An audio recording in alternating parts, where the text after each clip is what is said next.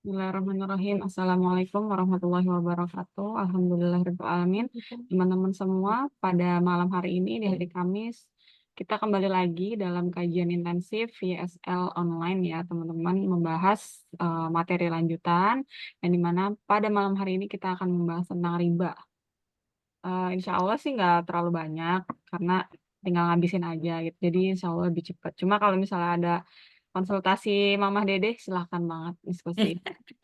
Ya, sebelum kita mulai pada malam hari ini, selanjutnya kita membaca suratul Fatihah, doa belajar, dan bisa kita mulai.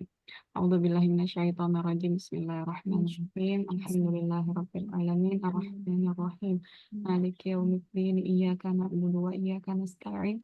Ihdinas siratal mustaqim. Siratal ladzina an'amta 'alaihim ghairil maghdubi 'alaihim waladdallin. Amin.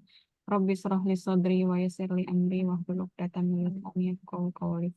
Rabbi zidni ilma warzuqni fahma bi rahmatika ya arhamar rahimin. Rabbil alamin. Ya, silakan Teh Ani untuk memaparkan materi sambil aku share screen ya teman-teman.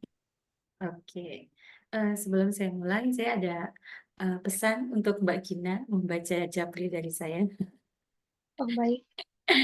Oke, Bismillahirrahmanirrahim. Teman-teman, makasih banyak. Kita kumpul lagi, kita ketemu lagi pekan ini. Saya makasih banget, jazakumullah khairan katsiran kepada teman-teman yang bersegera gitu ya, bersiap siaga ketika udah mulai dapat informasi kelas dengan segala upayanya bisa langsung join. Aku mohon maaf banget kalau informasinya mendadak. Semoga keriduan teman-teman bisa eh, dengan membuka pintu maaf gitu ya, bisa membuat kita lebih baik lagi deh, insya Allah dalam memberikan informasi-informasi kelas ke teman-teman. Oke, Bismillahirrahmanirrahim. Kita akan melanjutkan materi kita yang part terakhir dari materi bersegera melaksanakan syariat. Kemarin kita udah belajar apa aja? Udah yang terakhir banget kita belajar tentang bagaimana menutup aurat. Memang teman-teman, kendalanya kita nanti ketika kita udah mulai mau berazam nih, memperbanyak checklist ketaatan kita sama Allah, otomatis kita akan mulai masuk ke dalam ranah-ranah yang bisa jadi akan keluar dari kebiasaan-kebiasaan kita, gitu ya. Akan keluar dari kebiasaan-kebiasaan emang yang udah sehari-hari kita jalanin gitu ya, ketika ketemu informasi ada materi, ada dalilnya gitu ya, ini Allah yang bilang, Rasulullah yang nyontohin gitu kan, bahkan perintahnya Rasulullah juga bukan untuk istri-istrinya saja, tapi seluruh kaum muslimin, yaitu adalah dengan menutup aurat. Alhamdulillah, aku sih ngerasa nggak ada isu untuk nutup aurat nih buat teman-teman. Yang jadi isu adalah mau semana gitu kan ya, apakah mau minimum yang memang Islam kasih referensi buat kita, atau kita mau mengupayakan untuk menjaga gitu kan, menjaga sesuai dengan kondisi kita saat ini gitu ya. Yang minimum apa aja kemarin dibahas, yang bentuknya lorong gitu. Kalau untuk warna, untuk model apa namanya, model si jilbabnya itu nggak dibahas, diserahkan aja kepada masing-masing, kepada kita yang mempunyai wilayah yang berbeda-beda gitu ya, mempunyai kebiasaan atau urf yang berbeda-beda. Selama itu tidak menyalahi aturan syariat, insya Allah itu masih diperbolehkan. Kemudian jangan lupa jilbab gitu ya, jilbab minimumnya semana. Tapi kalau misalnya kita nih sebagai bikers ya, mungkin teman-teman ada yang kesehariannya naik motor atau apa, sehingga memang harus ditambah ekstra, mungkin pakai jaket, mungkin pakai rompi gitu ya, biar jilbabnya enggak biar himarnya enggak terbang gitu kan, sehingga bisa menyingkap bagian dada kita. Nah, insya Allah teman-teman, kalau aku masih membuka ya diskusi gitu, kalau nanti teman-teman ada yang mau ditanyain perkara jilbab, perkara himar gitu ya. Kemarin kita udah bahas ya Mbak Ega sedikit perkara kaos kaki gitu. Jadi boleh aja teman-teman kalau misalnya ada yang mau didiskusikan lagi, masih penasaran atau apa, boleh aja japri gitu ya. Nah, insya Allah kita akan lanjut malam ini dengan materi yang nggak kalah wow-wow-wow-nya gitu ya, yaitu masalah riba.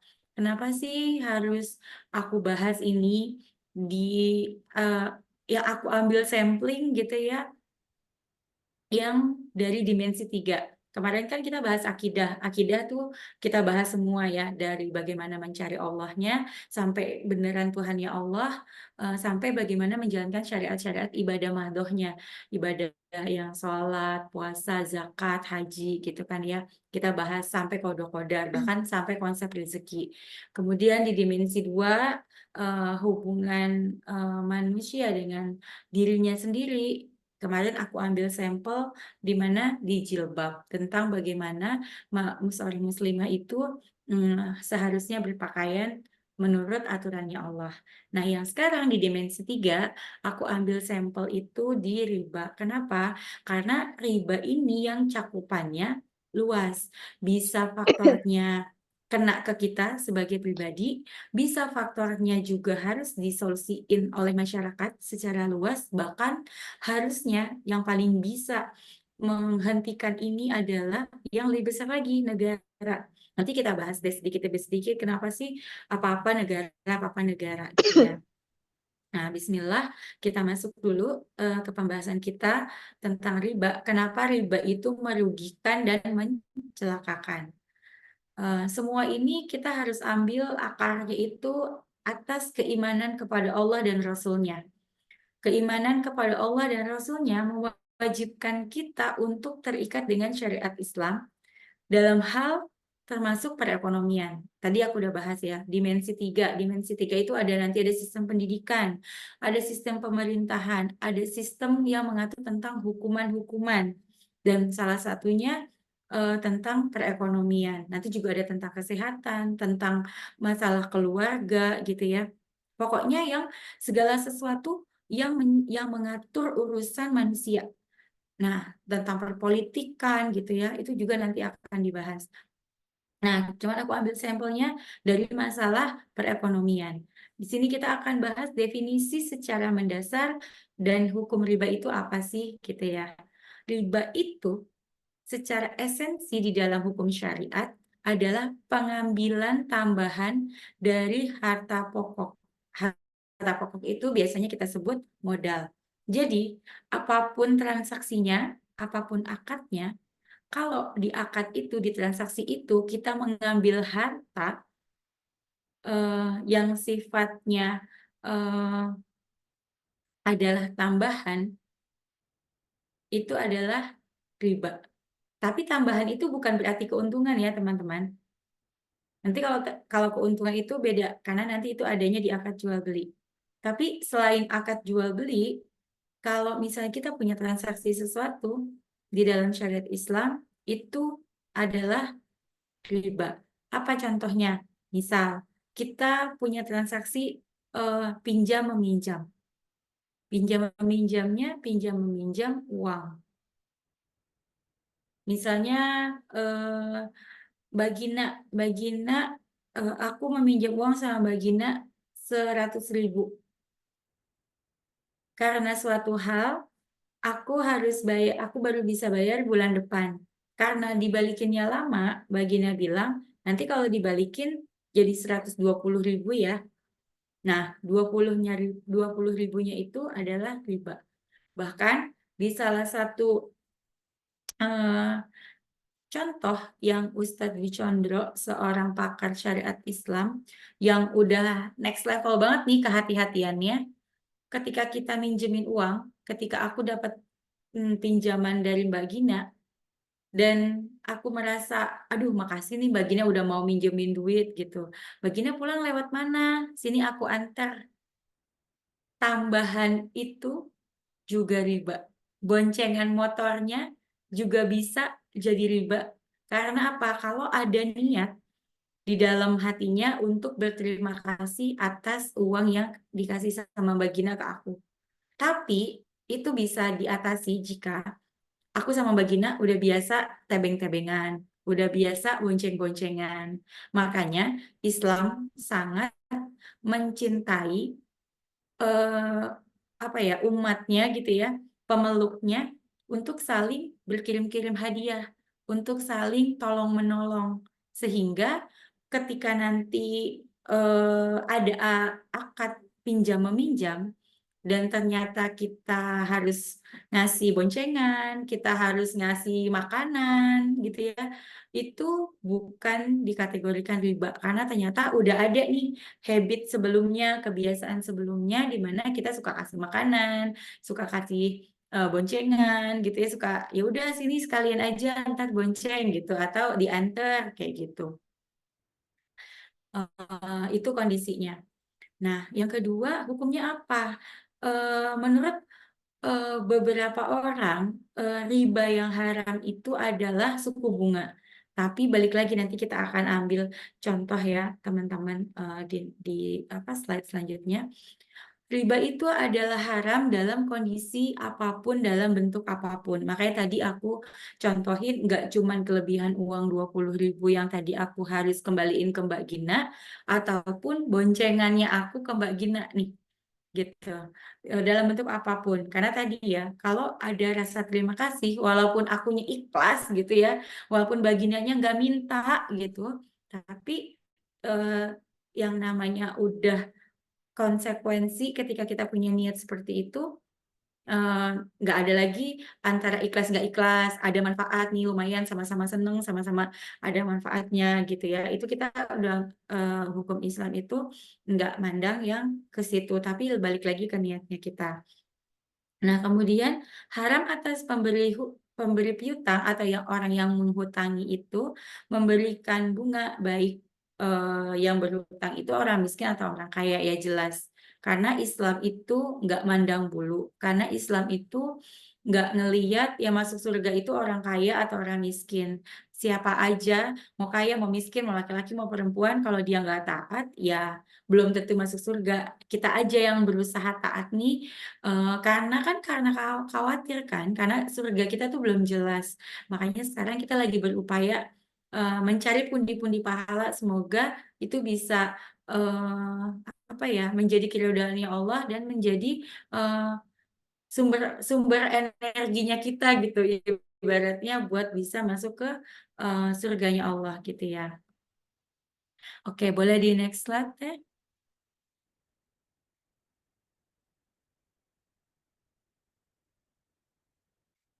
Nah, teman-teman di sini aku ambil dalil yang nggak terlalu serem.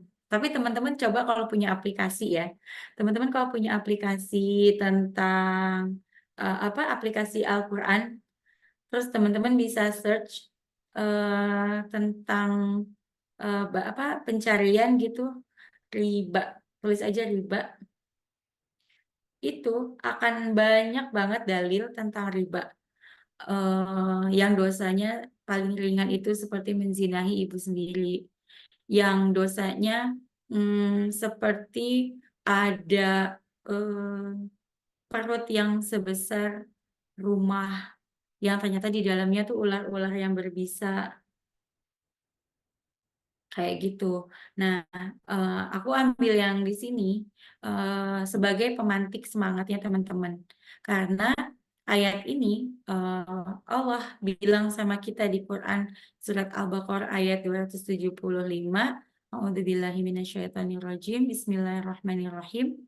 Orang-orang yang makan riba atau mengambil riba itu tidak dapat berdiri, melainkan berdirinya seperti orang kemasukan setan, atau karena tekanan yang sangat besar banget, seperti penyakit, tekanannya penyakit gila.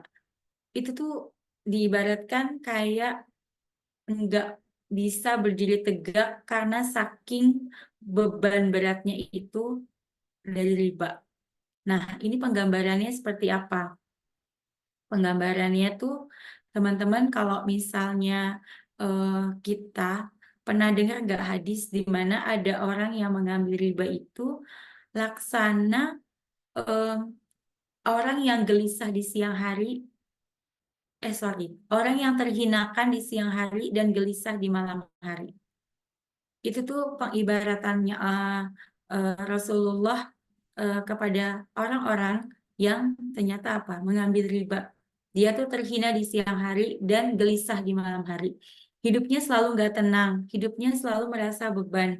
Awal-awal ketika mungkin belum berilmu gitu ya, mengambil sesuatu dengan cara mencicil, tapi ternyata dia nggak tahu kalau di dalamnya itu ada ribanya, gitu ya. Awal-awal aja tuh happy, senang, lama-lama suku bunga itu mencekik teman-teman. Aku punya kasus beneran, ini dia ambil rumah, tenornya itu 25 tahun. Janjinya maksimum bunga yang dia punya sekarang, suku bunga yang dia ambil sekarang itu katanya udah paling maksimum, yaitu 13% per tahun.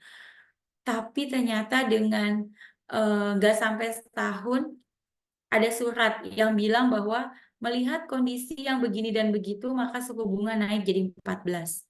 Tahun depannya naik lagi. Melihat inflasi yang begini dan begitu suku bunga naik lagi jadi 16,5. Jadi dalam kurun waktu 3 tahun setengah itu dia udah 2 kali naik suku bunga sampai di titik 16,5% setahun. Kalau teman-teman gak kebayang, waktu awal ngambil rumah itu cicilannya dia 2,8. Terus belum setahun jadi 3,5, sekarang 4,2 gitu ya. Jadi segitu cepatnya suku bunga naik dengan dalih macam-macam, dengan surat macam-macam, sehingga yang tadinya dia happy-happy punya rumah sekarang udah mulai mikir. Karena nggak sesuai tuh naik gajinya sama naik cicilannya. Udah mulai resah, udah mulai pusing, udah mulai nggak tenang. Ketika telat-telat dikit, akhirnya udah mulai ditelepon-telepon sama orang-orang yang nagih atau apa gitu kan. Kalau nanti dalam Islam, teman-teman, konsep berpikirnya adalah kita itu nggak dituntut punya rumah. Punya dalam arti itu milik kita. Tapi kita dituntut punya rumah dalam artian kita punya tempat tinggal, punya tempat pulang, punya tempat istirahat.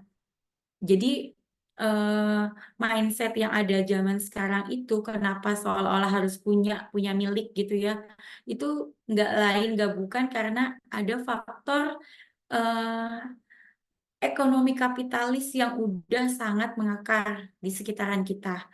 Kita mau nggak mau memang harus ngikut ya. Kenapa? Umurku aja masih 17, oh enggak ya. Dari aku lahir aja cara berekonominya tuh udah yang seperti ini.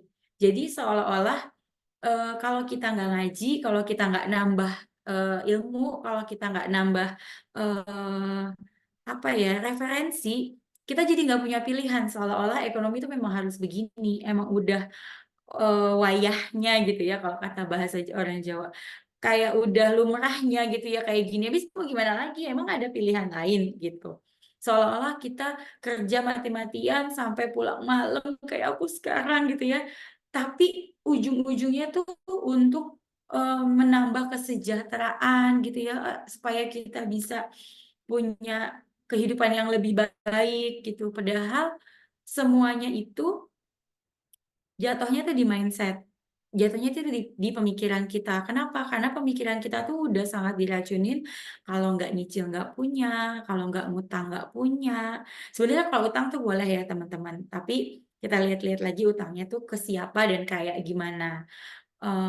Tapi yang pengen aku tekanin di sini, aku pengen kasih sedikit insight nih ke teman-teman bahwa ada loh cara atau pola pikir yang sebenarnya nggak nuntut kita sampai segitunya banget gitu. Nah, tapi kita ke arah situ bukan karena kita merasa bahwa hmm, untung rugi gitu. Gue nggak mau nyicil pakai bank konvensional. Tadi yang diceritain sama aku misalnya apa gila naiknya suku bunganya tinggi banget, rugi lah gue gitu istilahnya.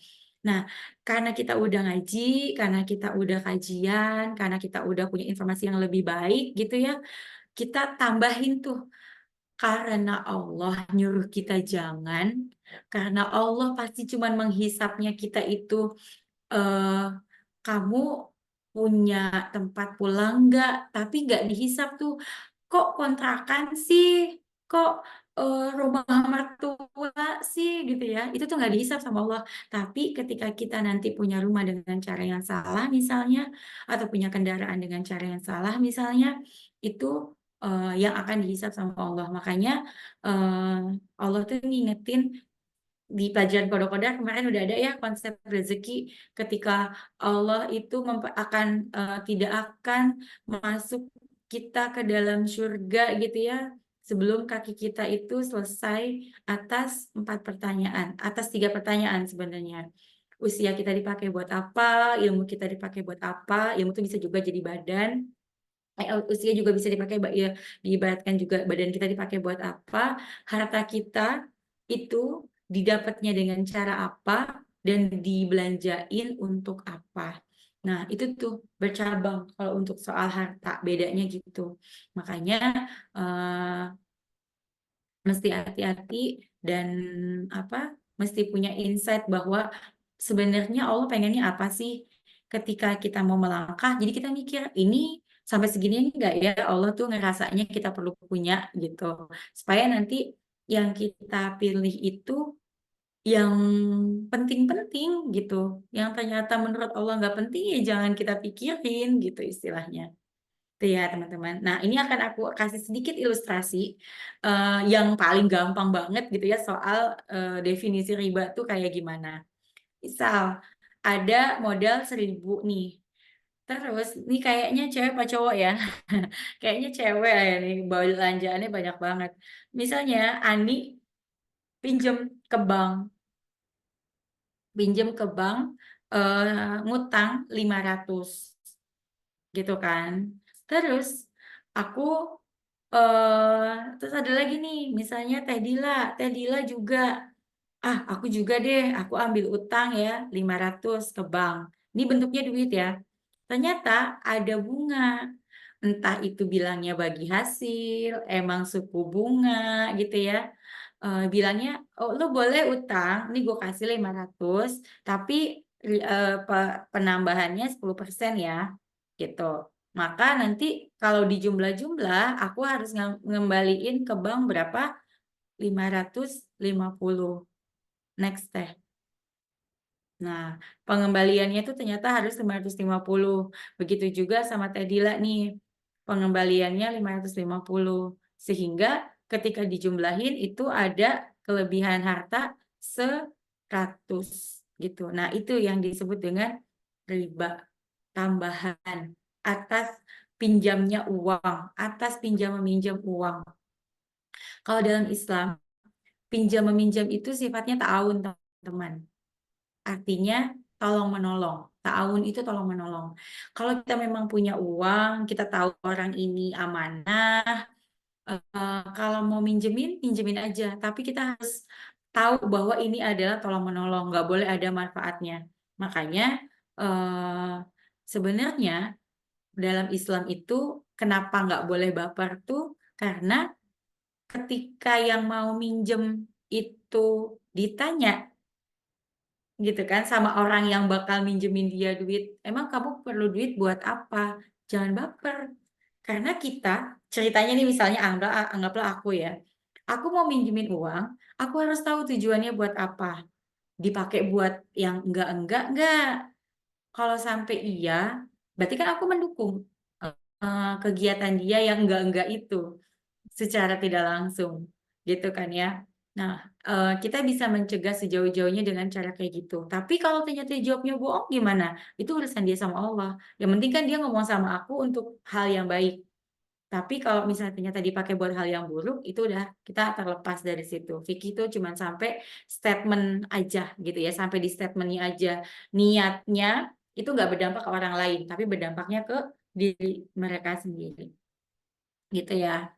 Nah, kemudian hal ini kenapa sih bisa dengan gampangnya bank itu memutar uang kita gitu ya. Kita disuruh, bukan disuruh, kita digembar-gemborkan manfaat menabung, tapi ada klausal yang kecil-kecil dan aku yakin banget teman-teman gak bakal baca ketika menabung itu ternyata ada sebuah statement yang kita merelakan uang kita untuk diolah sama mereka, sama bank gitu ya, sama mereka tanpa seizin kita lagi. Karena kita udah state di situ. Artinya aku ikhlaskan uangku yang aku tabungkan itu untuk kamu olah, terserah aja.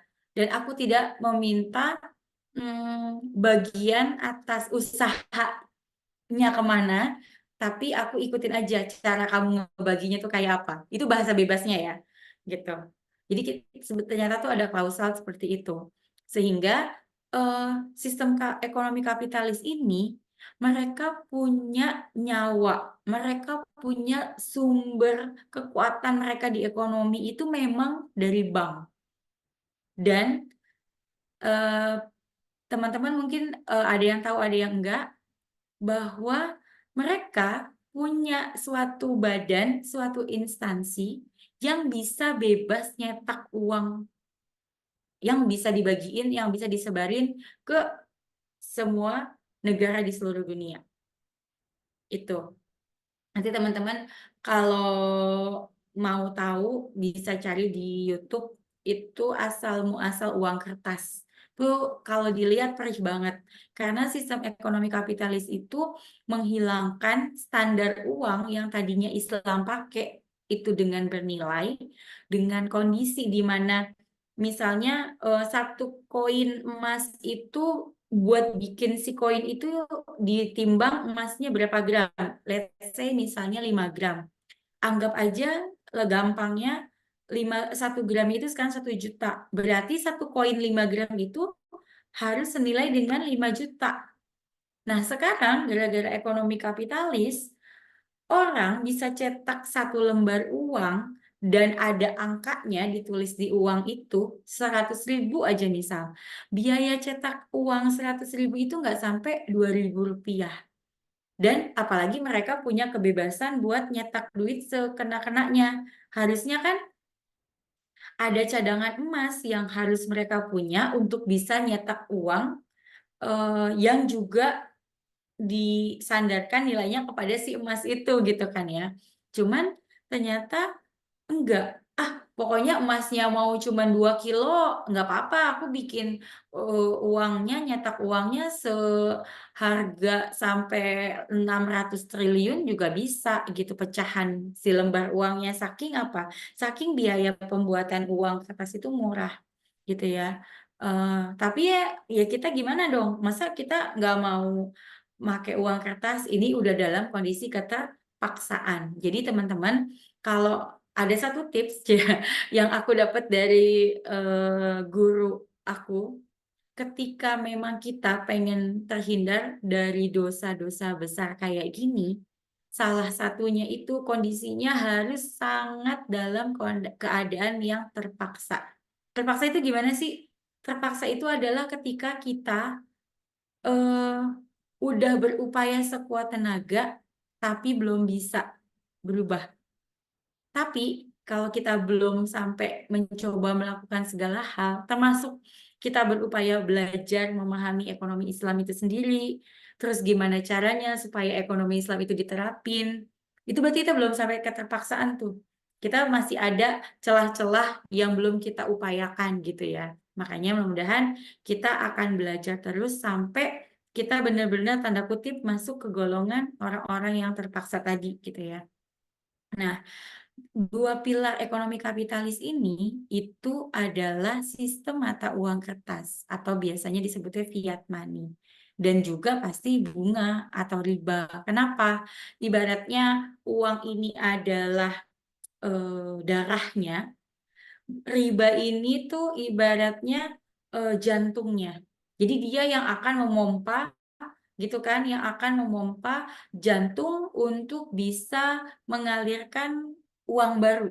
Kalau di tubuh kita tuh mengalirkan darah baru gitu kan, dipompa di jantung gitu kan, nanti akan beredar melalui apa namanya sistem yang ada di dalam tubuh kita menghasilkan darah-darah baru. Nah, dengan bunga-bunga atau dengan riba-riba ini uang terus berputar gitu, berputar sampai akhirnya mereka bisa berkembang dan berkembang seperti itu. Nah, kenapa sekarang Islam itu bisa melarang riba sampai segitunya? Ini ada 4 alasan. Yang pertama, dari hadis Bukhari dan Muslim, tinggalkan 7 hal yang dapat membinasakan, gitu ya. Karena Allah bilang sebenarnya ini membinasakan loh, seperti yang tadi udah disampaikan ya. Dan itu sampai udah diajarin juga nih sama para ulama-ulama kita sampai termasuk kalau udah Bukhari dan Muslim, berarti hadisnya ini udah duet maut teman-teman. Udah sahih, sanadnya jelas, perintahnya tegas, tidak ada yang samar-samar gitu ya. Ini tuh udah kuat banget. Nah, di sini Bukhari dan Muslim dalam hadisnya diriwayatkan syirik kepada Allah, sihir, membunuh jiwa yang diharamkan Allah kecuali dengan yang hak, misalnya dia menggenosid, menjajah gitu ya. Nah, itu berarti ada jiwa-jiwa yang bisa dihalalkan. Memakan riba, memakan harta anak yatim, melarikan diri ketika datang serangan musuh, dan menuduh wanita mukmin yang suci berzina itu sama. Bayangin, makan riba disetarain dengan syirik kepada Allah. Itu kan udah keluar dari Islam. Itu saking apanya? Saking memang membinasakan. Kenapa? Karena makan riba itu bisa membinasakan peradaban. Karena memakan riba, kuatnya sistem ribawi itu nanti kita bisa lihat ada salah satu video penayangan sebentar aja, itu sampai bisa ke mana-mana dampaknya. Ke pendidikan, ke keluarga, keharmonisan, bagaimana cara orang tua mendidik anak, bagaimana dampaknya kepada anak itu sendiri, dan seterusnya, dan seterusnya. Disamain loh sama 7 hal yang bisa membinasakan. Lah, terus emang menuduh wanita mukmin yang suci berzina juga? Iya, karena dalam Islam menuduh seseorang berzina itu harus kuat dengan 2 saksi laki-laki atau 3 orang, 2 saksi perempuan dan 1 laki-laki, atau bukan atau, dan yang kita lihat itu harus benar-benar dengan mata kepala sendiri, bukan video atau apa, sehingga ada kemungkinan itu diedit-edit dan macam-macam, dan benar-benar harus sampai ibaratnya apa ya, belum belum gimmick-gimmick gitu, benar-benar beneran sampai kejadian gitu loh bahasa kasarnya. Dan ketika nanti ternyata dibuktikan kita salah menuduh, kitanya yang dihukum sampai mati. Ih, kok kesannya Islam jadi kejam banget ya? Itulah bahayanya fitnah. Dan ketika itu bisa enggak tegas, itu bisa membinasakan nyawa orang lain. Kan ketika ada tuduhan berzina, kan dijilid kalau misalnya dia ternyata belum menikah, dicambuk. Kalau dia sudah menikah, dirajam sampai mati. Itu kan membinasakan orang lain, sehingga konsekuensinya juga bisa membinasakan diri kita, gitu ya. Dan kalau balik ke situ, teman-teman, jangan takut gitu ya, jangan merasa khawatir kalau seolah-olah segitunya ya Islam ya gitu. Ini jangan sepotong-sepotong, harus ditambahin juga dengan kondisi di mana ketika ada hukuman itu, Islam tuh sebelumnya udah jaga dulu, udah menyiapkan segala macam strategi dulu.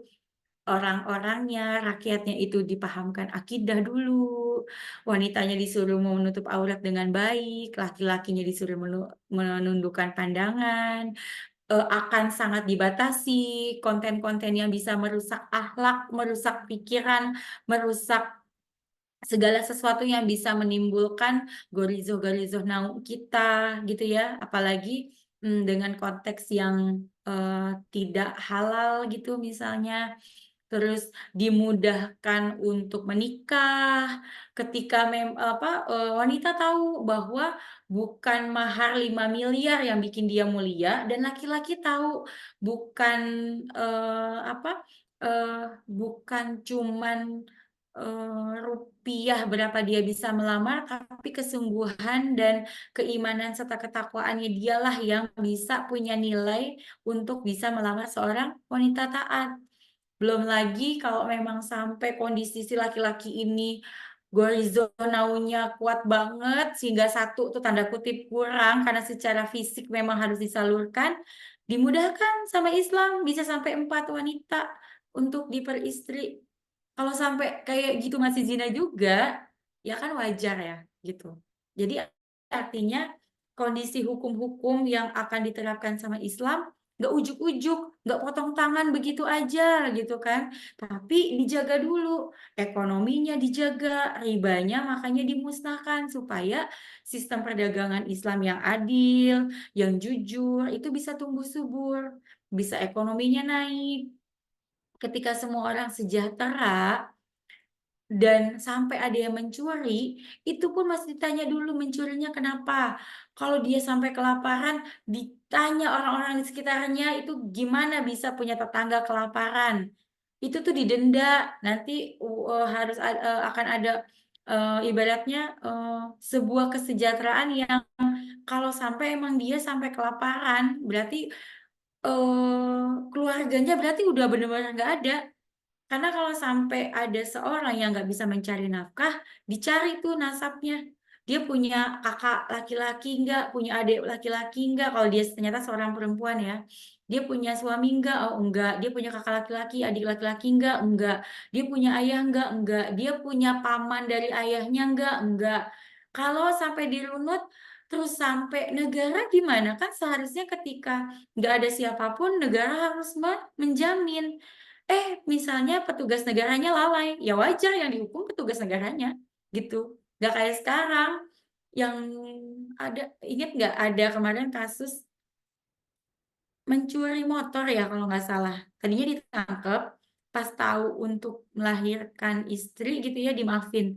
Tapi kan nggak ada eh, ek- ek- actual ya, istilahnya fakta dari hukum kita yang bisa memilah mana nih yang niatnya benar dengan segala macam bukti-buktinya, harusnya bisa lebih meringankan orang yang memang ternyata walaupun dia bilangnya buat ini dan itu, tapi di bukti-buktinya tetap memberatkan gitu. Nah, makanya sangat berat gitu kan ya ibaratnya tanggung jawab negara tuh kayak gitu. Makanya apa-apa aku kadang suka mention negara tuh karena memang seharusnya itulah perannya gitu. Nah, yang kedua itu ada hadis riwayat dari Daruqutni gitu ya. Untuk riba itu ada 99 pintu dosa. Ini yang tadi aku sempat mention ya. Yang paling rendah itu seperti seorang yang menzinahi ibunya. Kemudian yang ketiga, Allah melaknat pemakan riba. Nah, ini yang dibilang siapa sih orang-orang yang melakukan riba itu? Bukan cuma yang minjem, bukan cuma yang minjemin gitu ya. Ternyata saksi-saksi sama pencatatnya juga. Makanya teman-teman mungkin kalau udah familiar ya, dapat info-info tentang kerja di bank tuh haram loh gitu. Kamu kerjanya apa? Teller. Iya, haram loh gitu. Kalau ternyata banknya itu konvensional, terus ternyata dia pencatat gitu ya, pencatat transaksi-transaksi yang juga ada riba di dalamnya. Tapi kalau dia security gimana? Kalau dia OB gimana gitu ya? Allah memberikan kemudahan kepada kita semua dari sini. Artinya kalau bukan 4 kategori ini, gitu ya, kita minta banget sama Allah semoga Allah masih maafin. Tapi kalau kita mau sekuat tenaga tadi menjadi golongan-golongan yang terpaksa, kita coba dulu kali gitu ada pekerjaan lain, kali ada kondisi yang lain. Kalau memang ternyata kondisinya lagi sulit banget, ekonomi kayak gini, kita aja susah. Giliran ngubah-ngubah, ya keputusan aja gampang gitu ya. Itu kan tergantung orang-orang yang punya kekuasaan dan kita nggak bisa tuh memaksakan apa yang kita pengen tuh terjadi sama kita ya wajar. Berarti mudah-mudahan kita termasuk orang-orang yang di dalam keterpaksaan. Dan selanjutnya itu di hadis riwayat Hakim, bila terlihat zina dan riba di suatu tempat maka mereka menghalalkan bagi diri mereka itu azab Allah. Itu saking ngerinya. Islam tuh melarang riba karena ternyata dampaknya nggak cuma buat mereka, tapi buat kita. Lah, kau agak bertentangan nih sama yang tadi aku bilang di nomor 3 contoh-contohnya. Ini dimaksudkan kalau kita ya, kita sebagai manusia itu sebenarnya punya peran dosa jariyah. Kenapa sih di lingkungan kita tuh masih ada riba dan zina? Apa kita belum apa mereka nggak ada yang ngasih tahu tetangganya, ibunya, temennya, sahabatnya, lingkungannya, semuanya. Itu yang dimaksud dengan konsep dosa jariah kayak gitu ya teman-teman. Makanya dari konsep inilah kita berharap kita bisa menggugurkan kewajiban kita untuk bisa nyebarin Islam, ngasih pemahaman-pemahaman Islam kepada teman-teman kita semuanya yang di dekat kita. Buat apa? Buat paham konsep Islam tuh kayak apa, semana, sehingga minimal kita punya hujah. Aku pernah nyampein kok kalau memang ternyata eh, prosesnya itu masih berprogres terus dan suatu saat kita dicabut nyawanya sama Allah, semoga apa yang kita upayakan itu jadi hujah. Hujah itu apa ya? Jadi alasan. Kita punya alasan gitu. Ya Allah, kan aku lagi berjuang, belum sampai selesai, tapi usianya udah habis gitu. Mudah-mudahan Allah ridho, Rasulullah menganggap kita umatnya, sehingga walaupun kita, nauzubillah ya, aduh nggak mau banget kalau sampai mampir ke neraka, tapi mudah-mudahan kita semua masuk ke dalam barisannya umatnya Rasulullah. Nah, di sini next slide boleh teh. Nah, ini 4 pelaku riba.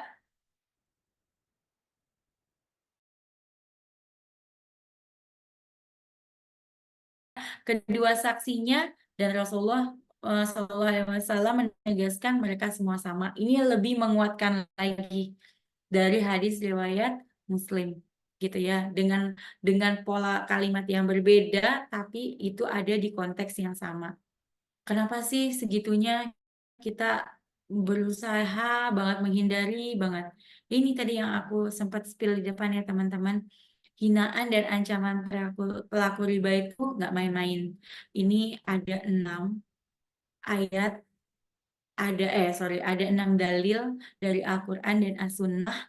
Bahkan eh, apa ya istilahnya tuh kalau kita baca satu persatu tuh kayaknya kita nggak akan kuat gitu. Kita harusnya bisa untuk memahamkan diri kita bahwa ya Allah kasih kemudahan kalau kayak gini caranya. Jadi kalau memang segini hinanya, segini bahayanya, segini rendahnya gitu ya harga kita di mata Allah, bahkan sampai ada yang ayat tuh yang bilang bahwa kita tuh sama aja memerangi Allah kalau kita tuh memakan riba. Nggak mau banget kita tuh ada di posisi yang berseberangan sama Allah gitu ya istilahnya. Siap. Ya jangankan eh, apa ya, kita bayangin deh. Misalnya kita punya temen nih atau kita punya saudara yang kaya, berpengaruh gitu kan. Kita kan nggak mau ya berseberangan sama dia gitu. Supaya apa? Kalau kita deket sama dia tuh siapa tahu kalau nanti kita sulit, kita bisa dibantu gitu kan. Atau kita eh, punya teman-teman yang baik. Kan kita nggak mau kan berseberangan sama teman-teman yang baik. Artinya apa? Berarti kita jangan-jangan teman-teman yang jahat. Karena berseberangannya sama teman-teman yang baik. Dan ini tuh malah berseberangannya sama Allah gitu. Kita kan nggak mau dong pasti.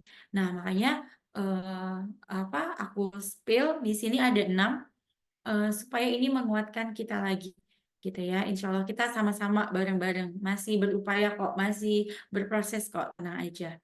Nah, Allah bilang apa di ayat 278-nya dari Quran Surat Al-Baqarah, hai orang-orang yang beriman, bertakwalah kepada Allah dan tinggalkan sisa riba. Nah, ini kabar gembiranya teman-teman.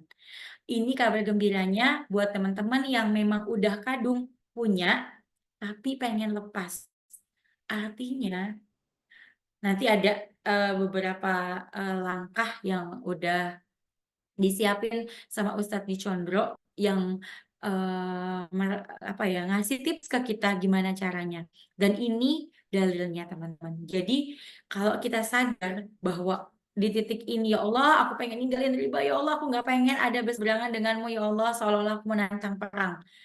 Maka yang udah lewat ya udah kita upayain, kita tobatin diri kita. Oh, kita nanti aja kita bahas ya. Nah, yang sisa yang sekarang ini sampai ke depannya itu yang kita tinggalin. Nanti cara ninggalinnya gimana itu beda-beda masing-masing orang. Makanya nggak aku kasih teknisnya di sini karena setiap orang punya cara yang berbeda-beda. Tapi yang perlu dimasukin ke dalam konsep pemikiran kita adalah tinggalkan sisa ribanya. Jangan mikir tanggung sih dua cicilan lagi selesai nih. Udahlah lanjut dulu aja baru tobat. Kita nggak tahu usia habis lanjut selesai. Gitu ya teman-teman. Nah yang kedua, dan sesuatu riba atau tambahan yang kamu berikan agar dia bertambah pada harta manusia, mohon maaf, itu nggak ada nilainya di mata Allah.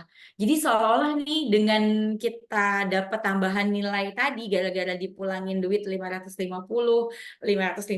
masuk aku lumayan nih ngasih 1.000, aku dapatnya 1.100.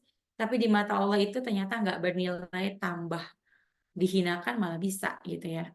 Dan yang ketiga, sesungguhnya uang 1 dirham yang didapat oleh seseorang dari riba itu lebih besar dosanya di sisi Allah dibanding 28 kali dosa zina. Ini ada pendapat lain ya teman-teman. Nanti bisa di browsing aja. Aku kasih apa namanya keterangannya di situ. Nah, yang keempat, Rasulullah melaknat pemakan riba, pemberi makan riba, itu ya diulang-ulang terus ya. Saksinya sampai sampai Rasulullah tuh bilang, "Iya, mereka sama aja." Lah, aku cuma nyatet kok, aku cuma nyaksiin kok. Iya, sama aja. Gitu. Seolah-olah yang nyaksiin itu mendiamkan kemungkaran, yang nyatet mendukung kemungkaran, si pelaku ini ya dua ini gitu. Tapi mereka jadi kena sama aja. Nah, kemudian yang kelima, Rasulullah telah melaknat pemakan riba. Misalnya aku contohin di sini rentenir, orang yang memberikan atau membayar riba. Contohnya misalnya aku biar ada bayangannya gitu ya teman-teman kayak nasabah. Penulisnya atau sekretarisnya atau pencatatnya siapapun itu adminnya dan juga 2 orang saksinya dan beliau juga bersabda mereka itu sama dalam hal dosanya. Dan yang terakhir, jauhilah 7 perkara yang menghancurkan diantaranya memakan riba. Nah, 7 perkara tadi yang hadis kita yang pertama. 7 hal yang bisa membinasakan. Nah, dari sini terus gimana caranya bertaubat gitu kan? Tadi kan disuruh tinggalin sisa riba gitu kan. Dari ayat 279, jika kamu bertobat, nah tadi kan 28 udah dikasih nih sedikit clue-nya, tinggalkan sisa riba. Jadi yang sisanya aja nih kita pikirin, yang udah lalu ya udahlah, kita tobat nasuha, kita benar-benar serius gitu ya. Kita minta ampun sama Allah, kita sadar bahwa ini adalah kesalahan yang besar dan Allah Maha Besar, kita nggak mau ngulangin lagi dan jangan diulangin lagi dan kita selesaikan sisa ribanya dengan cara yang Allah pengen. Nah, caranya gimana? Di sini Allah bilang caranya itu nggak boleh ngambil riba lagi. Jadi ketika namanya bertobat dari pengambilan riba, maka pokok hartamu itu yang akan kita perkarakan gitu. Jadi teman-teman kalau misalnya udah punya sisa riba, tinggal tanya berarti ke banknya, ke leasing, atau bisa cek di OJK. Itu bisa cek kalau kita datang ke sana bilang mau cek pokok hutang, itu nanti akan dikasih sama mereka. Tapi harus kitanya sendiri yang punya atas nama utangnya itu yang nanya ke OJK. Itu dikasih, tinggal fotokopi KTP aja. Utang pokoknya aku tuh sebenarnya berapa sih? Nanti tinggal di cross check sama catatan-catatan dari leasing atau dari bank gitu ya. Menurut mereka catatan utang kita berapa, menurut OJK sebenarnya pokok utang kita berapa. Nah, kalau ada selisih, nah selisihnya itu ribanya tuh yang kita upayakan ke bank atau ke leasing, gimana caranya aku pengen bayar pokoknya aja gitu. Nah, kemudian yang terakhir Kita harus ingat janji Allah, teman-teman, bahwa barang siapa yang bertakwa kepada Allah, niscaya dia akan Allah tuh akan memberikan jalan keluar bagi kita. Nggak boleh ragu. Jalan keluarnya kayak gimana? Belum tentu yang kepikiran di kepala kita. Allah tuh maha, kita tuh nggak ada apa-apanya. Kadang kita berencana kayak gini deh. Tapi kan logikanya kalau begini agak begini. Betul, itu kita persiapkan. Tapi jangan lupa, ketika pegangan kita adalah ketaatan kepada Allah, maka kita menjadi orang-orang yang bertakwa, Allah itu akan mengadakan kepada kita, akan mewujudkan jalan keluarnya kepada kita. Dengan memberi sebuah rizki dari arah yang nggak pernah kita sangka.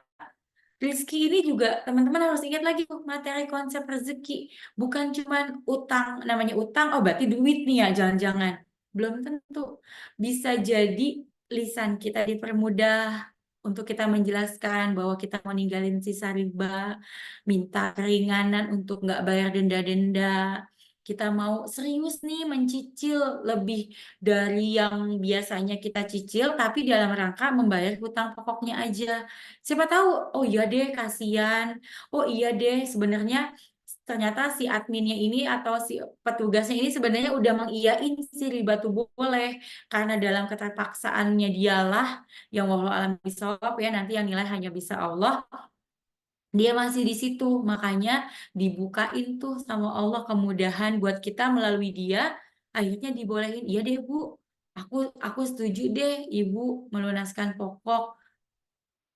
Allah kasih kemudahan. Itu pun dari yang gak disangka-sangka. Kenapa? Karena kuasanya bukan di kita. Kuasanya tuh di orang lain. Jadi Allah yang membolak-balikan hati orang lain supaya melancarkan gitu, melancarkan rencana kita, melancarkan niat kita, melancarkan azam kita untuk meninggalkan riba sejauh-jauhnya. Gitu ya. Dan barang siapa yang bertawakal kepada Allah, niscaya Allah akan mencukupkan keperluannya. Yang digarisbawahi itu bertawakal. Teman-teman ingat nggak bertawakal itu konsepnya kayak gimana? Masih ingat nggak? Tawakal itu sesudah atau sebelum usaha? Ada yang bisa jawab? Boleh open mic? Masih ada orang nggak ya? Jangan-jangan aku ngomong Sesudah. sendiri. Gimana? Sesudah. Sesudah. Ada lagi yang bilang sebelum mungkin? Ada yang berpendapat sebelum atau semua sepakat? Sesudah semua ya? Ternyata, kata Allah, bertawakal itu adalah Oh iya, Mbak Desti, nggak apa-apa. Semoga dimudahkan Allah ya. Nah, ternyata kata Allah, tawakal itu adalah sejalan dengan usahanya. Selama. Jadi beriringan. Tawakal itu bukan karena kita udah capek usaha, baru kita bilang, ya Allah, terserah Allah dah. Atau ada tuh quote yang terkenal, do the best, let Allah take the rest, gitu kan. Lakukan yang terbaik dan biarkan Allah mengambil sisanya gitu. Seolah-olah kita nyisain sesuatu tuh sisa gitu buat Allah. Padahal konsep tawakal yang benar itu teman-teman, kita niatin bahwa segala sesuatu yang kita jalankan ini niat hanya untuk bertakwa kepada Allah. Caranya kita upayakan sebaik-baiknya seperti cara yang Allah pengen, yang Allah ridho, dan bismillah kita mulai usaha ikhtiar-ikhtiar kita. Kayak misalnya aku kepengen punya anak. Kan nggak mungkin aku cuma sholat, doa, atau hamil gitu ya. Ya Allahu alam kalau Maryam. Karena itu sebuah kespesialan. Dan itu kodok, bukan bukan kadar gitu ya. Jadi maksudnya bukan semua manusia itu akan berapa ya, berpunya kayak caranya Maryam gitu.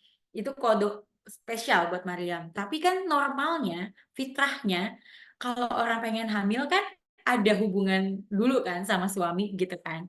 Nah, artinya tawakalnya aku adalah ketika aku berdoa kepada Allah bahwa aku niat berketurunan itu agar menambah banyak Islam, memperkuat Islam, supaya banyak para pejuang Islam. Kalau memang kondisinya Islam sekarang belum kembali menguasai kehidupan kita gitu ya, belum kembali berada di sekeliling kita, mewarnai kehidupan kita gitu ya. Jadi punya anak tuh dalam rangka apa? Supaya banyak lagi pejuang-pejuang baru yang menyebarkan Islam, yang mau pengen Islam itu hadir di kehidupan kita sehari-hari. Nah, ketika udah punya niat seperti itu, caranya pun harus sesuai dengan cara yang Allah mau. Ketika misal Allah mengharamkan kita bersyirik ke dukun gitu, dijampe-jampe, diciprat-cipratin minyak atau bacaan-bacaan, itu kita hindar-hindarin caranya kayak gitu. Ke dokter ikhtiar, ngecek fisik gitu ya, sehat nggak suami istri. Kalau nggak sehat berarti mungkin ada yang, nah tuh misalnya pawang hujan gitu kan, ada kaitannya nggak tuh? Gitu ya. Tapi ikhtiar kita ke gang semua jawaban dari doa-doa kita itu berjalan seiringan. Jangan seolah-olah kita tuh apa ya? Pokoknya bikin honeymoon kemana-kemana mahal, prestis apa segala macem. Capek nih nggak berhasil ya udahlah kita doa sama Allah sekarang. Seolah-olah gitu ya. Enggak, tawakal itu beriringan teman-teman. Niatnya terus caranya itu harus berjalan terus tuh. Terus sampai nanti Allah kabulkan dengan 3 cara. Masih ingat kan ya pelajaran qada ya? Dengan 3 cara. Yaitu kalau memang Allah menilai kita pantas langsung dikasih. Kalau Allah menilai kita, kangen aku seneng deh kalau dia doa sama aku, bisa jadi Allah menunda, nanti ya, gitu. Bisa jadi diganti sama Allah dengan sesuatu yang lebih baik. Entah punyanya sekarang, apa punyanya nanti di akhirat. Wallahu a'lam bishawab. Dan jangan takut teman-teman. Allah tuh ngasih kita kekayaan dan kecukupan. Gak pernah kekayaan dan kemiskinan. Siang masih punya malam. Ya kan? Laki-laki ada perempuan. Tapi kalau kaya, Allah kasihnya tuh sama cukup. Jadi waswisunya setan aja yang bilang itu tuh kurang. Lihat dong si ini kan kerjanya nggak lebih baik dari kamu. Masa dia udah punya itu kamu belum? Seolah-olah kurang, padahal itu cukup buat kita. Nah, itu tuh yang harus kita latih terus gitu ya, teman-teman, jangan patah semangat. Kita latih terus supaya kita bisa punya mindset seperti bagaimana cara orang-orang yang paham akan Islam itu berpikir. Jadi bukan seperti cara orang-orang yang awam terhadap Islam, nggak tahu konsepnya Islam, tapi dia ngikut aja. Dunia ini bawanya ke kapitalis, hedon, ikut. Terus orang-orang ikut konser ini, nonton ini, kok kayaknya rame ya orang pada nonton apa sih? Kayaknya kalau nggak nonton, nggak tahu, kayaknya ketinggalan zaman, akhirnya ikut bela-belain. Itu artinya adalah ciri-ciri orang yang nggak punya prinsip. Orang Islam itu orang yang paling berprinsip. Karena apa? Islam itu pegangannya. Orang mau ke kanan ya selama nggak melanggar syariat boleh ikut. Tapi boleh loh. Artinya kita punya pilihan. Lagi-lagi kita mau ikut apa enggak. Kan selama nggak melanggar syariat masih diperbolehkan.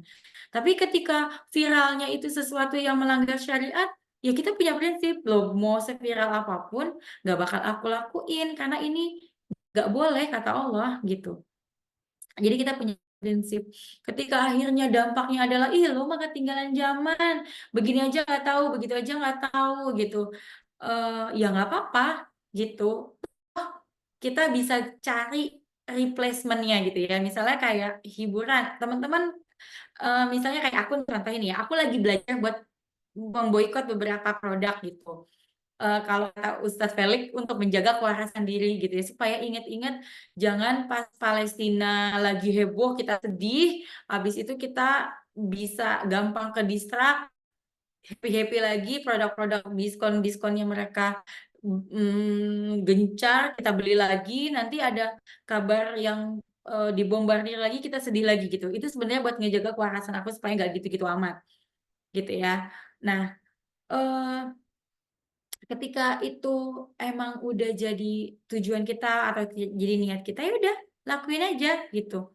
Dan kita menjaga semua ini tuh dalam rangka semuanya tuh untuk ketaatan kepada Allah gitu.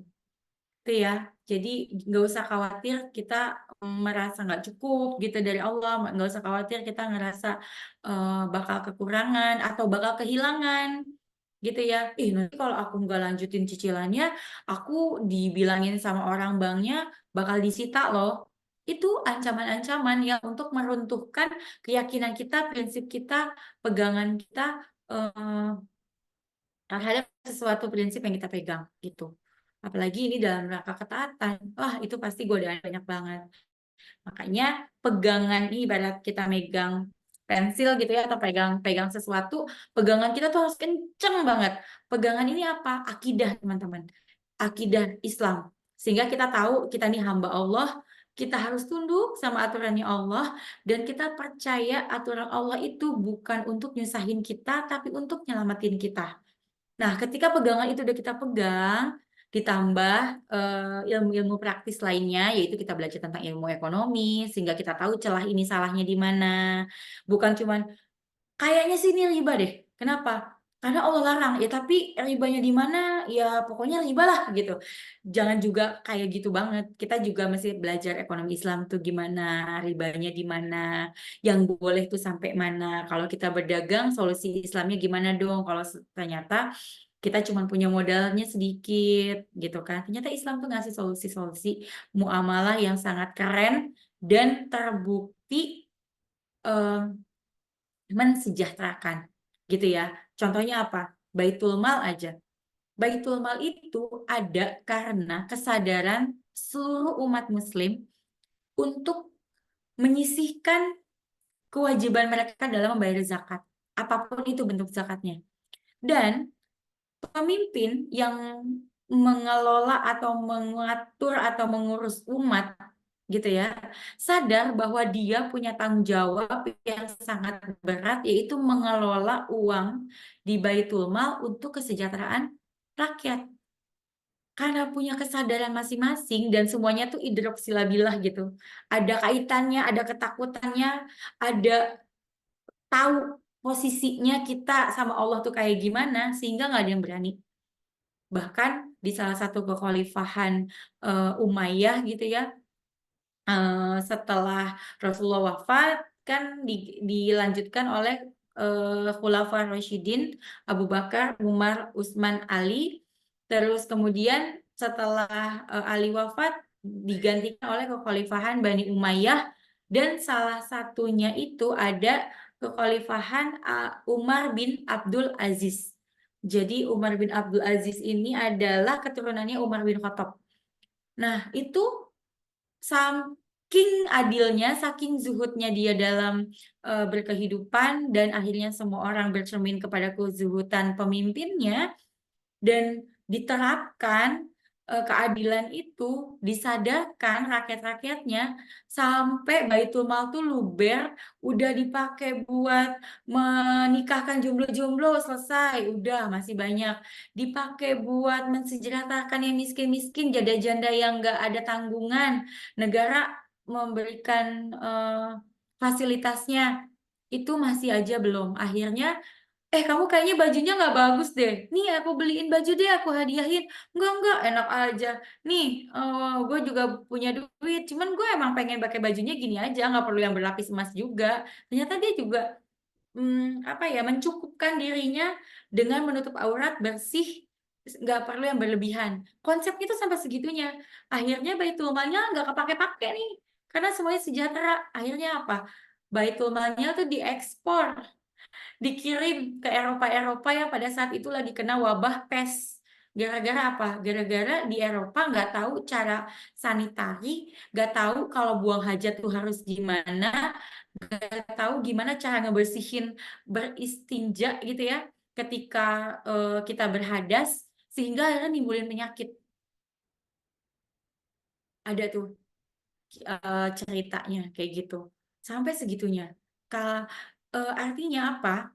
Ketika dari diri kita nanti kita sebarin ke lingkungan, ke masyarakat, terus ke masyarakat, nyebar sampai seluruh umat Indonesia dan di dunia ini paham bahwa kita harus diatur sama apa,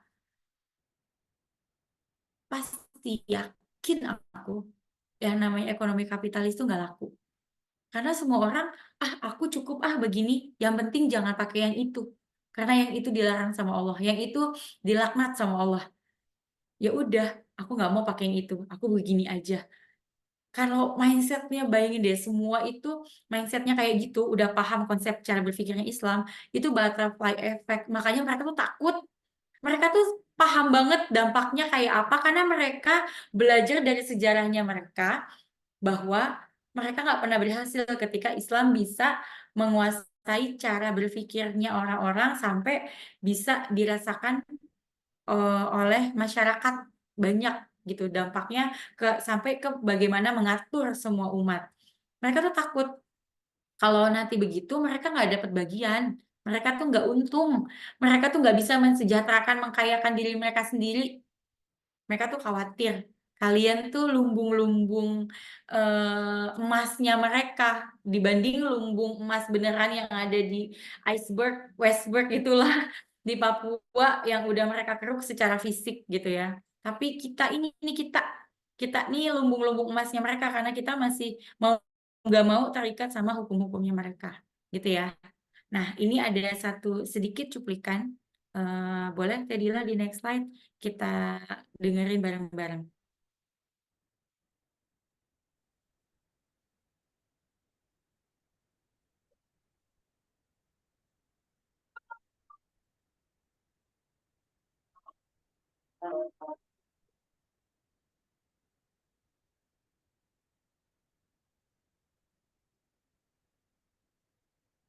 Suaranya ada nggak teman-teman?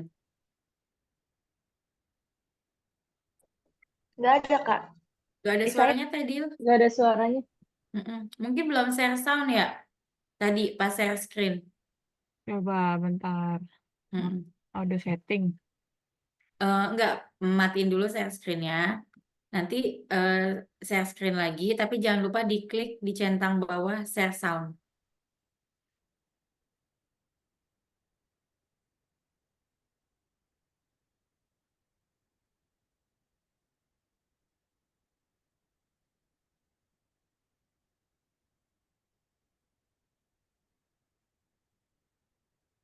Masih belum? Masih belum, Teh. Masih? Nggak ada suaranya? Masih belum? Masih nggak ada. Oh, Iya deh, aku deh yang ini deh. guys. Iya, guys. Uh-uh. Maaf. Oke ya, sebentar ya.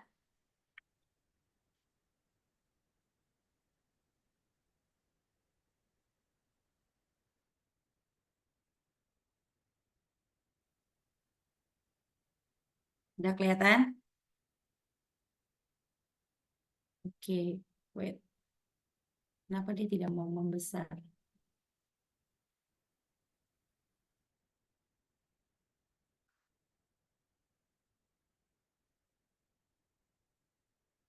Muncul nggak suaranya?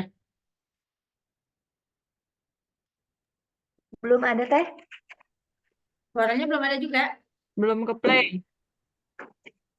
Your screen sharing is pause. Siapa yang nge-pause? Oh, sebentar. Sebentar ya, sebentar. Aku kayak harus nutup beberapa. Bentar.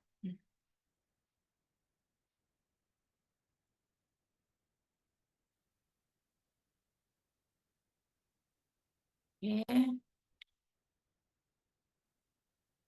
Bismillah.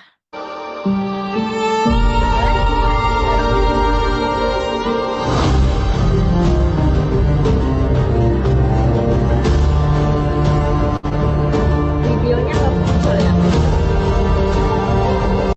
Videonya nggak muncul? Suaranya ada, videonya nggak muncul. Videonya nggak muncul? Hmm.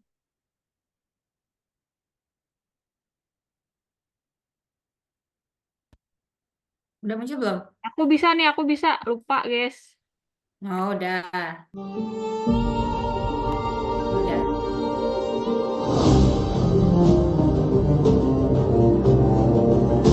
Ulang, Teh.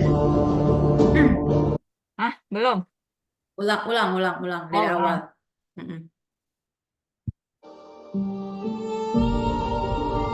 Nah, kita simak sedikit ya.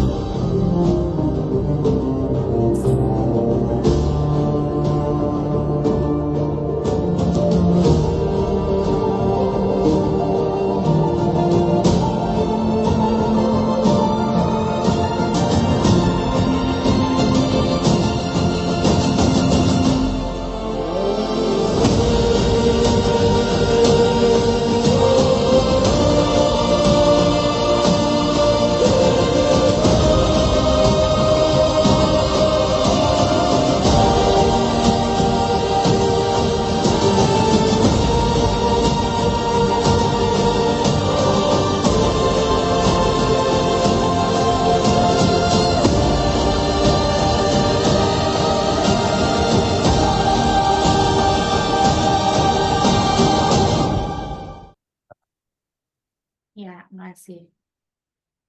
Nyimak gak teman-teman? Bahwa yang kita pikir itu mah urusan dia dah gitu ya. Tapi ternyata enggak loh. Dampaknya itu bisa ke kita. Kalau negaranya nggak mencoba menjaga kita, yang mau menjaga kita siapa lagi?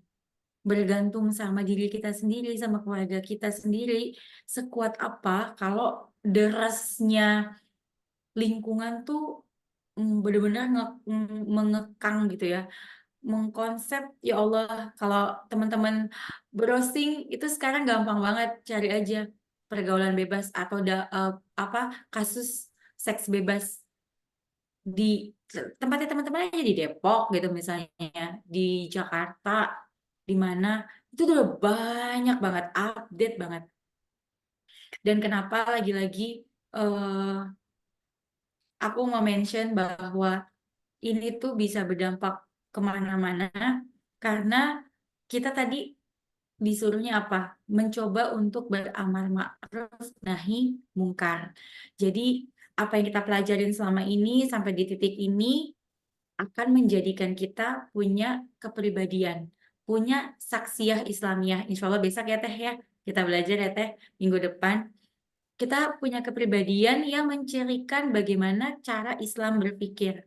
Jadi pemikiran kita harus kita konsepin, harus kita peruncing, kita harus tajam analisa kita, nggak boleh dangkal-dangkal aja, harus kritis, harus mendalam, cemerlang, sampai ke titik kalau lihat aja hukum-hukum manusia tuh bisa bertahan sampai berapa lama sih mensejahterakan, bisa mau mensejahterakan siapa aja sih? Apakah bisa semua orang? Belum tentu. Tapi kalau udah hukumnya Allah, insya Allah itu sebuah nilai kebenaran yang nilainya 100%. Makanya di sini di dalam Quran surat Ibrahim ayat 27, Allah akan meneguhkan orang-orang yang beriman dengan ucapan yang teguh dalam kehidupan di dunia dan di akhirat. Allah menyesatkan orang-orang yang zalim dan Allah berbuat apa yang Dia kehendaki. Kenapa ada statement Allah meneguhkan? Belum Teh. Kenapa ada statement Allah meneguhkan orang-orang yang beriman dengan ucapan yang teguh? Karena tadi aku bilang, kalau pegangan kita tadi kuat, mau dibilang, ih lu nggak kasihan apa bawa bawa orang tua lu ke rumah sakit, naik taksi, mahal kan? Naik Grab nunggunya lama, ribet kan? Udah nih ada leasing murah. Kalau kita nggak teguh, digodain, oh iya ya orang tua kasihan, apa iya ya nggak tega nih. Tapi kalau kita teguh, insya Allah gitu ya, Allah akan cari, tadi janjinya Allah apa? Akan memberikan kita kemudahan, dan kita bertawakal akan diberikan solusi dari arah yang kita nggak duga-duga. Dan di sini, ketika Allah menyesatkan orang-orang yang zalim, bukan berarti Allah nggak sayang sama mereka. Mereka itu udah punya pilihan, udah dikasih pilihan kan sama Allah, boleh milih kan. Mereka kan udah kita udah baca kodar-kodar kan. Kita bukan robot yang diatur sama Allah gitu aja kan. Gitu. Ibaratnya nih Allah tuh udah kasih pilihan loh buat kamu-kamu, tapi kenapa kayak gitu? Dan ketika akhirnya Allah eh, menyesatkan orang-orang yang kayak gini, ya terserah Allah. Orang Allah yang nyiptain kita, terserah kita Allah mau ngapain gitu. Makanya kalau kita pengen jadi orang-orang yang selamat, ya ketika udah dikasih akal, akalnya diaktifasi, ketika udah dikasih petunjuk gitu ya, kalau teman-teman ingat materi yang awal banget, ada petunjuk berupa apa? Berupa Al-Quran itu sendiri, berupa guru-guru yang menyampaikan Islam, berupa konten-konten yang memang memberikan kita petunjuk kepada jalannya Allah, dan masih banyak banget. Ciptaan Allah yang kayak gini itu juga kan petunjuk gitu ya buat kita. Makanya next boleh Teh. Kalau kita nganggap bahwa pemahaman kita sama kok, sama baiknya sama orang-orang kapitalis di luar sana gitu ya. Dia walaupun dia nggak percaya sama Allah, tapi kok hidupnya lebih happy, lebih sejahtera, apa segala macam. Dibandingkan kita yang berusaha mau taat nih sama Allah dan kita nganggap bahwa harusnya sama, nanti kita akan gampang kegoyah. Nanti pondasi kita gak akan cukup kuat buat berpegang teguh sama agamanya Allah. Gitu. Next, boleh? Karena ternyata, udah Teh, next aja. Karena ternyata ke apa namanya Rasulullah bilang sama kita di dalam apa hadis yang diriwayatkan oleh Imam Tirmizi, kita tuh memegang syariat Allah, menjalankan, dan kita tetap yakin ada di jalan itu, katanya tuh rasanya tuh seperti menggenggam bara api. Kayaknya tuh sulit, kayaknya tuh panas, kayaknya tuh susah, kayaknya nanti hidup kita jadi ribet, kayaknya hidup kita jadi belangsak gitu ya kalau kata orang Betawi. Tapi percaya ya teman-teman bahwa itu semua tuh bisa jadi cara buat ngedistract kita untuk menuhin checklist-checklist ketaatan kita sama Allah. Jadi aku apa namanya ngajak teman-teman buat sama-sama bisa istiqomah gitu ya dengan apapun jalan yang lagi kita upayain. Semoga kita semua bisa jalan bareng-bareng, bisa next step biar nanti kita kebentuk saksiyah Islamiyahnya kita itu kayak apa. Eh, Kebentuk sebenarnya pribadi yang mencerminkan Islam itu kayak apa. Mungkin itu aja Teh materi kita pada malam hari ini. Mohon maaf atas ininya keterlambatannya nih agak-agak molor. Kalau memang ada pertanyaan boleh. Kalau misalnya enggak, insya Allah pekan depan kita akan masuk materi baru. Mohon maaf lahir batin, itu aja dari aku Teh. Aku kembaliin ke Teh Dila. Baik, Teh Ani. Jazakillahu khairan untuk pemaparan materinya yang super bikin kita terdamprat ya, guys ya. Nah, tadi tuh apa ya, banyak banget mention tentang negara-negara. Sebenarnya kenapa sih kok negara mulu ya? Nah, itu akan dibahas nih nanti teman-teman jika teman-teman lanjut ke sesi berikutnya. Makanya aku juga berdoa banget supaya teman-teman bisa istiqomah dan lanjut ngajinya ya, biar tahu kenapa sih dari tadi kok di mentionnya negara-negara terus. Dan apa? Kalau misalnya ada diskusi gimana Teh? Kasih berapa menit Teh? Boleh? Boleh sampai 10 menit lah ya, 5 menit. Mm-mm. 5 menit sampai 10 menit. Boleh langsung on mic aja ya teman-teman sambil apa dipikirkan nih pertanyaannya gitu. Oh ya. Terus kalau misalnya aku juga baru ngeh sih dengan statement gini, negara itu tidak sama dengan pemerintahan. Nah, loh, kenapa tuh? Iya. Kenapa Eh, tuh?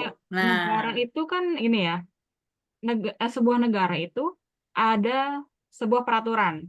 yang di mana peraturan itu akan dikelola oleh pemerintahan. Nah, ketika sistem yang atau, peraturan yang ditentukan ini tidak sesuai dengan, fitrahnya kita sebagai manusia, terus juga alam ini sebenarnya dikelolanya harus seperti apa sih? Nah, itu kan yang akan menyebabkan, ada ketimpangan gitu ya, atau disfungsi terhadap fitrah dari makhluk-makhluk yang memang ada atau standby di alam itu, gitu. Makanya tinggal nunggu aja nih, kira-kira, gimana nih keputusan Allah nih terhadap si pemerintahannya ini yang mengatur atau mengelola negara tersebut, gitu, teman-teman. Jadi memang beda Teh ya mungkin ternyata negara iya sama benar. pemerintah itu beda. Nah, ini mungkin aku nambahin dikit Teh, boleh dimatiin aja share screen-nya. Oke. Nah, mungkin aku sedikit nambahin ya teman-teman. Kalau dalam Islam itu kita pertama gini, jangan anti sama kata politik. Kenapa? Karena kalau dalam Islam, politik itu adalah bagaimana kita bersiasat untuk mengatur banyak orang. Contoh, Mbak Sita, seorang ibu, gitu ya. Dia pasti berpolitik ke anaknya. Kenapa? Nak, kamu kalau makan tangan kanan ya. Nak, kalau mau pinjem barang orang nanti izin ya. Kalau mau pakai barang orang izin ya. Nak, kalau keluarnya jauh pakai kerudung ya. Itu lagi berpolitik karena Mbak Sita lagi mengatur anaknya ikut aturannya dia. Kita sebagai seorang muslim tahu-tahu di di jalan ketawa bahwa wah hahaha gitu misalnya sampai yang ngetawain apa tuh kayak ketawanya si Indah sama Coki yang ketawanya sampai segitunya banget gitu misalnya itu itu lagi berpolitik karena kita lagi nunjukin dengan pakaian kita dengan sikap kita dengan persepsi orang lain ih dia begitu ya Muslim tuh boleh ya begitu ternyata ya. Oh pantesan begitu-begitu begini dan begitu orang Muslim aja begitu gitu misalnya. Itu secara nggak langsung kita lagi berpolitik gitu kan. Nah eh, dengan kayak gitu artinya politik itu adalah caranya gimana ngatur umat. Sedangkan tadi negara itu wadahnya. Jadi ibaratnya mobil negara itu kerangkanya. Sedangkan sistem itu tadi, si pemerintahan itu sebenarnya adalah mesinnya. Jadi, mau yang nyetir Dila, mau yang nyetir Ani, mau yang nyetir Gina, mau yang nyetir Ega, kalau mesinnya masih mesin mobil, mobil pasti jalan. Tapi kalau diganti mesinnya jadi mesin jahit, walaupun kerangkanya ada di mobil Alphard, itu mobil jalan nggak? Nggak jalan. Mau yang nyetir Michael Schumacher, yang nyetir siapa pembalap-pembalap yang canggih, kalau mesin yang ada di kap mobilnya itu diganti sama mesin jahit, nggak bakal jalan mobilnya. Nah, jadi di dalam sebuah negara itu, yang penting tuh bagaimana sistem itu mengatur rakyatnya. Nah, nanti kita akan belajar nih, sebenarnya supaya kita menjadi orang yang bertakwa, kita apakah cukup dengan taat dan menjalankan hubungan kita dengan Allah, hablum minallah aja cukup, atau kita tambah deh sama hablum minanas, jadi ketaatan kita cukup sampai hablum minallah dan hablum minanas, atau kita mau pakai yang hablum minafsi, atau kita mau pakai yang hablum minanas. Kan sebuah sistem itu kayak gerigi roda kan katanya.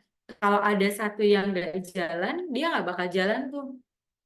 Nah, kalau ada tiga gerigi, cuman hablum minallah sama hablum minafsinya aja yang gerak, apakah ketika kita meninggalkan hablum minanas ini sistem itu bakal berjalan? Tentu aja enggak harusnya. Gitu ya. Jadi teman-teman, pertama jangan sampai nggak melek politik. Kedua, tapi syaratnya harus belajar dengan pemahaman politik yang benar.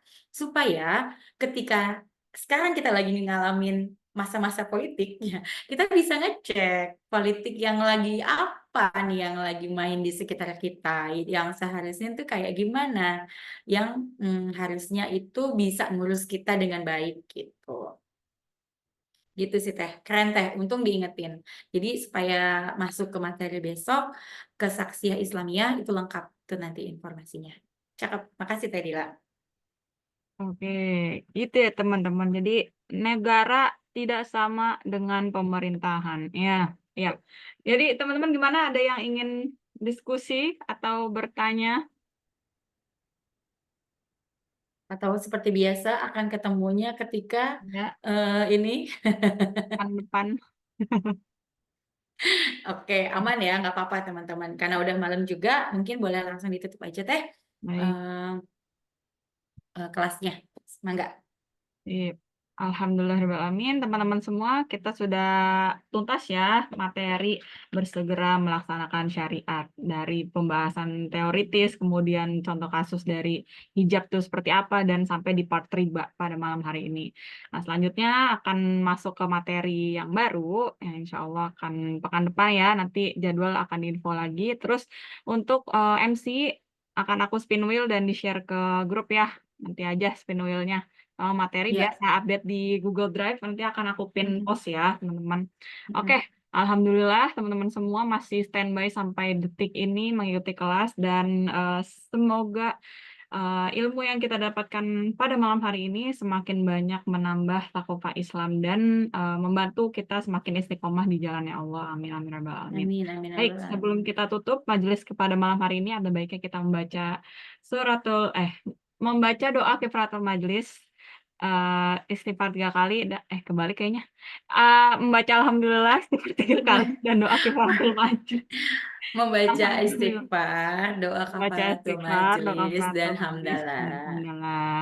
Astagfirullahaladzim. Astagfirullahaladzim, Astagfirullahaladzim. astagfirullahaladzim, Astagfirullahaladzim. astagfirullahaladzim. Subhanakallahumma Subhanakallahumma wa wa bihamdika. bihamdika. Asyhadu an la ilaha illa anta, Astaghfiruka wa astaghfiruka atubu wa ilaik. atubu ilaik. Walhamdulillahirabbil Walhamdulillahirabbil alamin. alamin. Jazakumullah khairan Oke. katsiran.